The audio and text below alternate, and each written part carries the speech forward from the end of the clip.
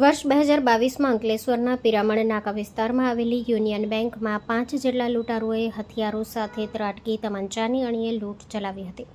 આ ઘટનાએ તે સમયે સમગ્ર વિસ્તારમાં ચકચાર મચાવી દીધી હતી. આ કેસના આરોપીઓ બાદમાં પોલીસ દ્વારા ઝડપાઈ જેલ હવાલે કરાયા હતા.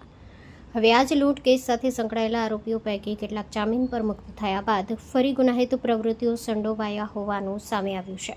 અંકલેશ્વર જેઆઈડીસી બસ ડેપો વિસ્તારમાંથી એસઓજી ટીમે 2 ડ્રગ પેડલરોને ઝડપી પાડ્યા છે.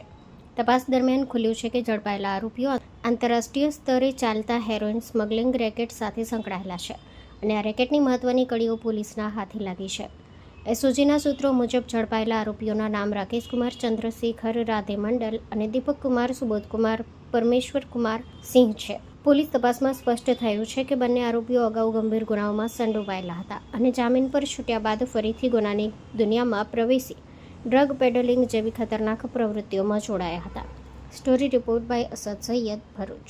ભરૂચ જિલ્લામાં અને ખાસ કરીને અંકલેશ્વરમાં નો ડ્રગ્સ ઇન ભરૂચ અને zero tolerance for drugs in Ankleshwar આ કેમ્પેઇન અંતર્ગત ગત રોજ 14/1/2026ના રોજ ભરૂચ એસઓજીએ અંકલેશ્વર વિસ્તારમાં રેડ કરી અને એનડીપીએસનો એક ખૂબ જ મોટો કેસ કરવામાં સફળતા મેળવી છે, જેમાં 2 આરોપીઓ રાકેશ કુમાર મંડલ તથા દીપક કુમાર સિંહ તેઓને ઝડપી પાડવામાં આવ્યો છે.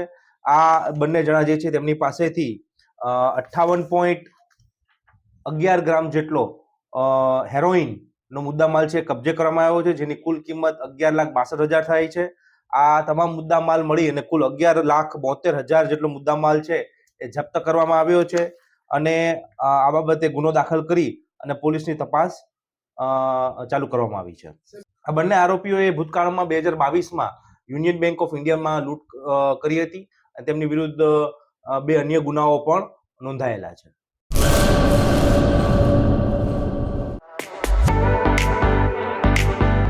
Dharmasut Suzuki,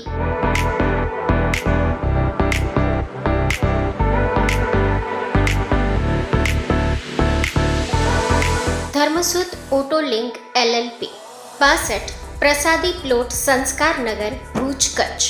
mobile number 9825553691.